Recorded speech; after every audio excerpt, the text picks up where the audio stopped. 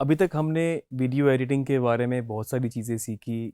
हमने कुछ प्रोडक्शन के एस्पेक्ट्स भी देखे, हमने थोड़ा सा प्री प्रोडक्शन भी ज़िक्र किया, हमने प्रोडक्शन की भी बात की, पोस्ट प्रोडक्शन की भी बात की और हमने साथ-साथ इसमें जिस तरह कलर ग्रेडिंग, साउंड डिज़ाइन वगैरह जैसी चीज़ें भी इनकॉर्पोरेट की जो टिपिकल एडिटिंग नहीं थी लेकिन समहाउ किसी तरह उससे रिलेट करती थी।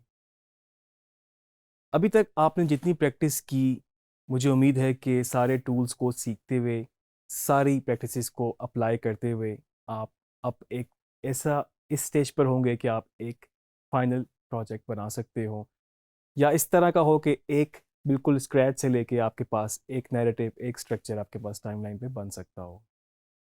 मैं सिर्फ आपको इस लेक्चर में कुछ चीज़ें जो बताना चाहता हूँ, वो कुछ पॉइंट्स हैं जो कि आपके पास आपके वर्क फ्लो में आपको हेल्पफुल रहेंगे और आप साथ-साथ ये देखेंगे कि किस तरीके से डिफरेंट अप्रोचेस के थ्रू आप डिफरेंट प्रोजेक्ट कर सकते हैं। सॉफ्टवेयर वही है, टूल वही है, अगर आपके पास एक फ़िल्म की जगह ड्रामा एडिट करने को आता है या फिर ड्रामे की जगह म्यूज़िक वीडियो आता है, कोई डॉक्यूमेंट्री आती है, तो उनको करने के तरीके अलग-अलग हो सकते हैं। मैं मेजरली इसको 2 चीज़ों में डिवाइड करूँगा जो कि नॉर्मली ऐसा ही होता है, एक फ़िक्शन और दूसरा नॉन फ़िक्शन। फ़िक्शन में आपके पास फ़िल्म, ड्रामा, टीवी सीरीज़ वगैरह और नॉन फ़िक्शन में आपके पास जो रियलिटी के पास-पास जिसमें डॉक्यूमेंट्रीज़ हो सकती हैं, जिसमें आपके पास आम ज़िंदगी की रूटीन की चीज़ें हो सकती हैं, वो आपकी नॉन फ़िक्शन में फ़ॉल करती हैं। मुझे अभी भी ये लगता है कि बहुत ज़्यादा क्रिएटिव फ्रीडम होता है आपके पास फ़िक्शन के प्रोजेक्ट्स में, जिसमें आपके पास चीज़ें स्टेज की होती हैं, प्री प्लान्ड होती हैं। आपको उसी हिसाब से डायलॉग बोलना होता है जो उस राइटर ने लिखा है या जिस तरह से उसका स्क्रिप्ट है और कंपैरेटिवली नॉन फिक्शन में अगर डॉक्यूमेंट्री है तो उसमें बहुत सारी चीज़ें होती हैं, आप उसमें उसको स्टेज नहीं कर सकते। मिसाल के तौर पे अगर आप एक वाइल्ड लाइफ पे डॉक्यूमेंट्री बना रहे हैं और आपने अक्सर नेट जियो पे देखा होगा कि अगर एक शेर है, वो अपने शिकार का वेट कर रहा है, फिर वो जाके उस पे चिपकता है, जाके शिकार करता है, तो आप उसको ये नहीं कह सकते कि अब मेरे से शॉट मिस हो गया है, तो आप उसको दोबारा से वो चीज़ करवा लें, रीएनेक्ट करवा लें या स्टेज करा लें, तो वो आपके पास रियल टाइम में एक चीज़ हो गई है, वो नॉन फ़िक्शन में है। आपने उसको उसी तरीके से कैप्चर करना है जिस तरह से वो है और अगर आपसे सही तरीके से प्रोडक्शन में कैप्चर नहीं हो सका, आपने एडिट पे उसको स्मार्टली यूज़ करना है। तो यही मेरा पॉइंट था कि डिफरेंट तरीके हो सकते हैं, फ़िक्शन के, नॉन फ़िक्शन के। थोड़ा-सा इसको एक्सप्लोर करते हैं, मैं आपसे चंद प्रोजेक्ट्स शेयर करूँगा, मैं आपको उनकी टाइमलाइन दिखाऊँगा, आपको उनसे बेहतर अंदाज़ा होगा किस तरीके से आप डिफरेंट प्रोजेक्ट्स को शुरू करते हैं, फिर उनको फर्दर कंप्लीट करते हैं। आइए थोड़ा-सा प्रैक्टिकली देखते हैं। तो जैसे कि मैंने आपसे बात की थी कि हमारी एडिटिंग की अप्रोच हमारे वर्क फ्लो के हिसाब से डिफरेंट हो सकती है। इस वक़्त मेरे पास एक टाइमलाइन पड़ी है जो कि एक फ़िक्शन फ़िल्म की है बेसिकली मेरे पास, जो कि 1 घंटा 2 मिनट इसकी ड्यूरेशन थी। अब आप देख सकते हैं कि इसमें 1 घंटा 2 मिनट की फ़िल्म के लिए मेरे पास बेतहाशा उसका रॉ फुटेज हो सकता है। उसकी बैक एंड पे प्रोडक्शन फ़ेज़ में जब गुज़रे हैं तो बहुत सारा फुटेज था, जो कि स्टेप बाय स्टेप ऑर्गेनाइज़ होता गया। कई दफ़ा ऐसा भी होता है प्रोडक्शन आपकी लंबी होती है तो मेबी आप बीच में से ही स्टार्ट कर देते हैं, जितना आपके पास सीन रिकॉर्ड हो गए हैं, आप उसको एडिट करना शुरू कर देते हैं और बाकी फ़र्दर आप साथ-साथ जब जैसी-जैसी प्रोडक्शन होती रहती है, आप उसको अपने पास एडिट कर लेते हैं। तो अब ये एक फ़िल्म थी मेरे पास, 1 घंटा इसकी फाइनल आउटपुट निकलनी थी। इसको डिफरेंट फ़ोल्डर्स में सीन बाय सीन कॉपी किया गया।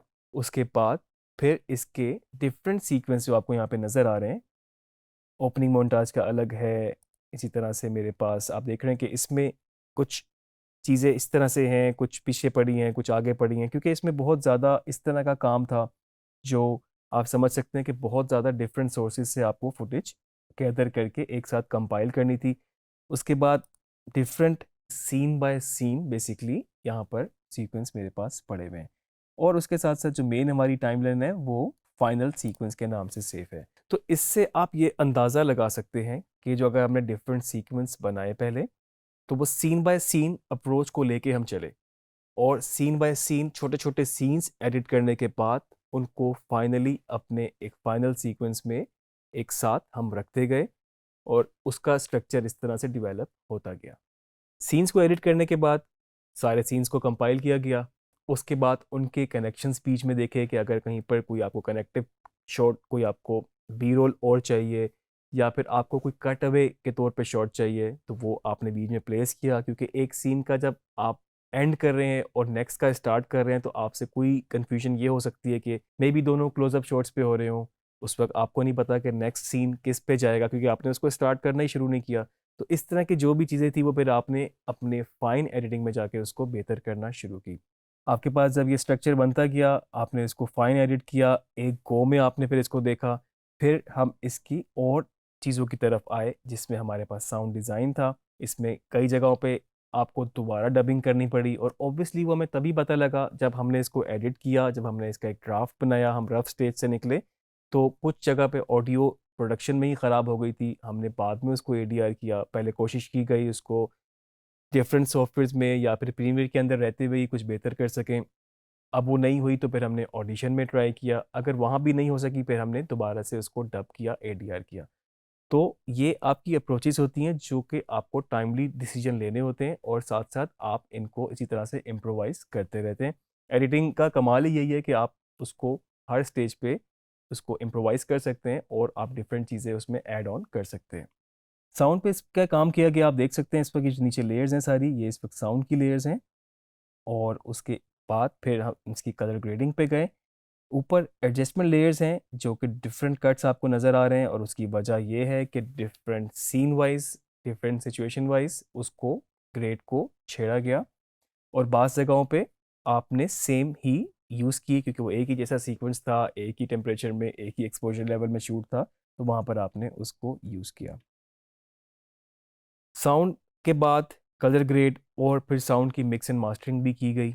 साउंड का लेवल ब्रॉडकास्ट स्टैंडर्ड के हिसाब से रखा गया, किस चीज़ का लेवल ज़्यादा चाहिए था, किस चीज़ का कम चाहिए था, उस हिसाब से आप इसको आगे प्रोजेक्ट को फाइनल की तरफ लेके गए और फिर हमने इसको फर्दर एक्सपोर्ट किया।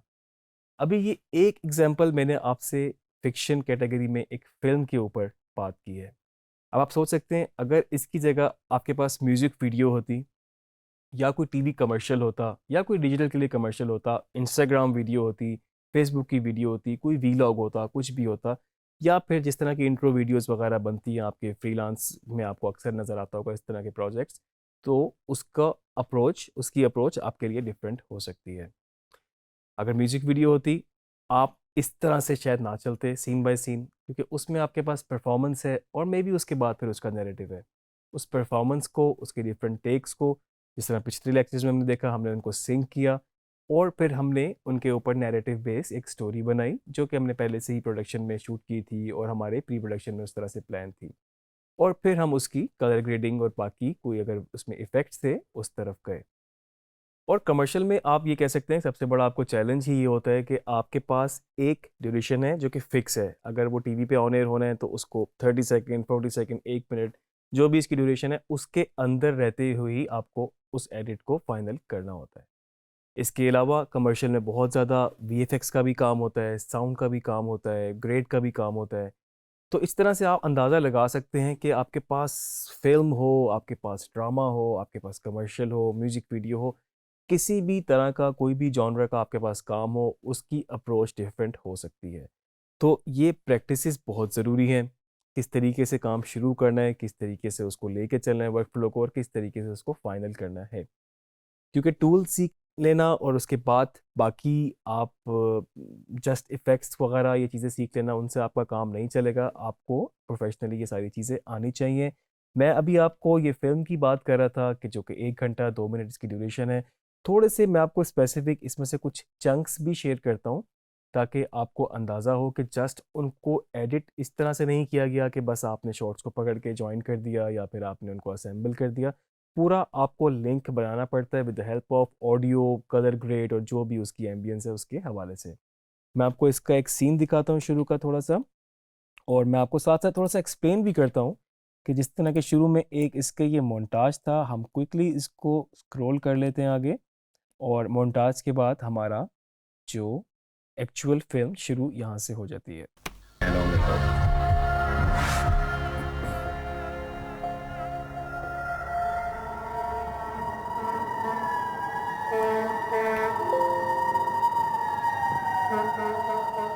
मेरे मुसलमान भाइयों और हमवतनों, आज के इस दौर में हमारा मुकाबला वक्त के फिरौन के साथ है।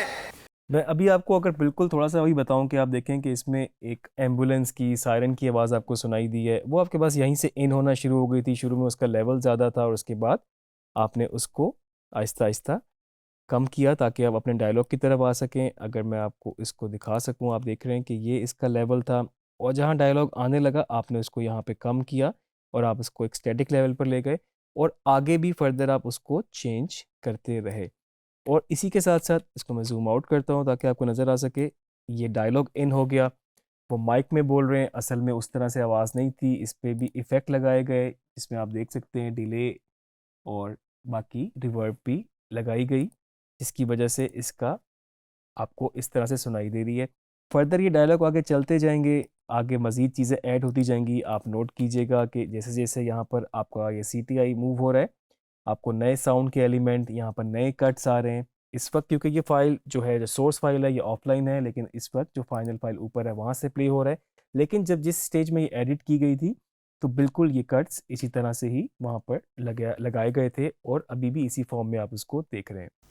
हमारा मुकाबला वक्त के फिरौन के साथ है, जो नहीं चाहते कि हम उनके साथ मुकाबले में खड़े हों, क्योंकि वो जानते हैं कि जिस अभी गाड़ी इन हुई है, गाड़ी के इन होने का साउंड इन हुआ है, साथ में वो जो बॉल थी उसका, जो स्नूकर खेल रहे हैं उसकी साउंड लगाई गई है। दिन हम उनके साथ मुकाबले में खड़े हुए, हम उनके मोहल्लों और आप देख सकते हैं कि ये जो यहाँ पर स्पीच कर रहे हैं इसके ऊपर ये बाकी शॉट्स, जो कि नेक्स्ट शॉट आता है तो ये आपके पास नेक्स्ट शॉट आ रहा है। इसी तरह से ये और इसका जो दूसरा शॉट टाइप आया, कुछ और चीज़ें साथ साथ चल रही हैं, ऊपर और बी रोल लगा हुआ है, तो वो साथ साथ आपको टाइमलाइन पे हम उनके मोहल्लों इस फॉर्म में नज़र आ रहा है। ये लोग समझते हैं कि हम कमजोर हैं, लेकिन मेरे भाइयों, वक्त आ गया है। और जैसे जैसे आप देख रहे हैं कट हो रहे हैं आपके पास डिफरेंट डिफरेंट जगहों से सीन जो कंपाइल किए गए थे, डिफरेंट डिफरेंट शॉट्स हैं। अब आप देखें ये शॉट अलग से लिया हुआ है, ये अलग से लिया हुआ है, लेकिन वो इस तरह से रीअरेंज किए गए हैं कि वो एक सीक्वेंस बनता चला गया है। फर्दर मैं आपको कुछ और भी इसमें चीज़ें दिखाता हूँ। जिस तरह से आप देख सकते हैं कि इसमें भी साउंड पे भी काम हुआ हुआ है और डिफरेंट इसमें भी शॉट्स इस तरीके से कंपाइल हैं।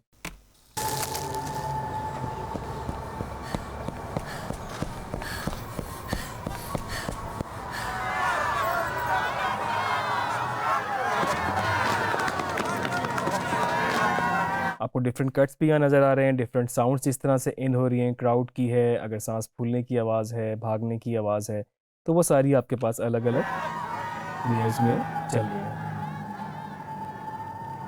तो इस तरह से आप अपने सीन्स को एडिट करते हैं और फिर उनको नेक्स्ट सीन के साथ ज्वाइन करते रहते हैं। एक एग्जांपल मुझे लगता है मुझे आपको यहाँ पर ज़रूर देनी चाहिए। जिस तरह के ये एक नाइट का मेरे पास सीन था, ऑब्वियसली इसका ग्रेड भी बिल्कुल चेंज किया गया।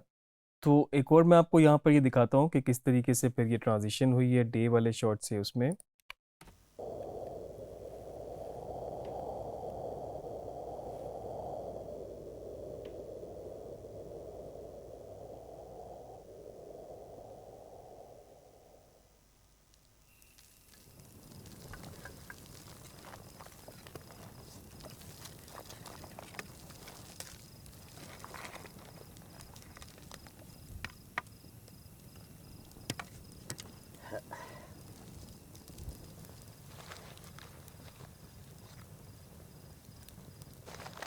लें शमाइल बीबी, ये काट लें। तो आपने साउंड में तो नोट किया ही होगा कि आपके पास ये फायर के चलने की आवाज़ है, ये एक ट्रैक चल रहा है, दूसरे में आपके पास वो जो नाइट की आवाज़ होती है, क्रिकेट की जो आवाज़ होती है वो है। और जिस तरह से ये कट चेंज हो रहे हैं, इस तरह अगर आप देख सकते हैं कि इस वक्त इसमें ये मूव होना शुरू हुए और उसके बाद फिर लॉन्ग शॉट में चले गए, तो आपके पास सारी चीज़ें यहाँ पर इस तरह से पड़ी हैं। तो आप देख सकते हैं कि यही सीन्स पहले आपके पास डिफरेंट सीक्वेंस में एडिट हुए और उसके बाद फिर यहाँ पर फाइनल टाइमलाइन में कंपाइल हुए और उनको आपस में इस तरह से फिर उनके बीच में ट्रांजिशंस बीच में इस तरह से लिंक किया गया कि आपको पूरी फिल्म एक वन गो में स्मूथ नज़र आए।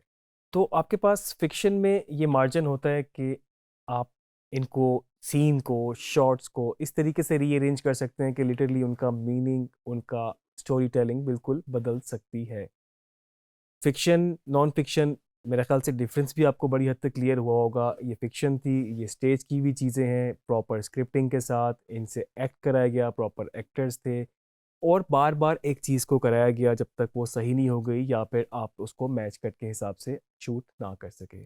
इसके ऑपोज़िट अगर आप नॉन फ़िक्शन की बात करें तो उसमें आपको उसी तरह शूट करना है, डॉक्यूमेंट्री स्टाइल में शूट करना है, आपको जो रियलिटी है उस तरह से शूट करना है, किसी का इंटरव्यू करना है, साथ में उनका बी रोल करना है, तो आप उनसे एक तरह से स्टेज इतना ही करा सकते हैं कि वो किस तरीके से कोई काम करते हैं या क्या उनकी एक्टिविटीज़ हैं। आप उनसे बहुत ज़्यादा जिस तरह फ़िक्शन में होता है कि प्रॉपर एक स्टोरी बनी हुई और उस तरह से आप उनसे नहीं चीज़ें करवा सकते। मुझे उम्मीद है कि आपको आइडिया हुआ होगा ख़ासतौर पे इस टाइमलाइन को देखते हुए कि आपके पास जब चीज़ें एक साथ कंपाइल होनी शुरू हो जाती हैं तो वहाँ पर भी आपको काफ़ी इस वक़्त इनपुट आपकी एडिटिंग, एस्थेटिक्स आपकी स्किल्स काफ़ी रिक्वायर होती हैं और वहाँ पर आप अपने सारी चीज़ें जो आपने सीखी हैं उनको आप सब एक साथ इकट्ठा करके इस्तेमाल कर सकते हैं। उम्मीद है आपको ये लेक्चर पसंद आया होगा। अगले लेक्चर में हम थोड़ी-सी नॉन फ़िक्शन के बारे में भी बात करेंगे।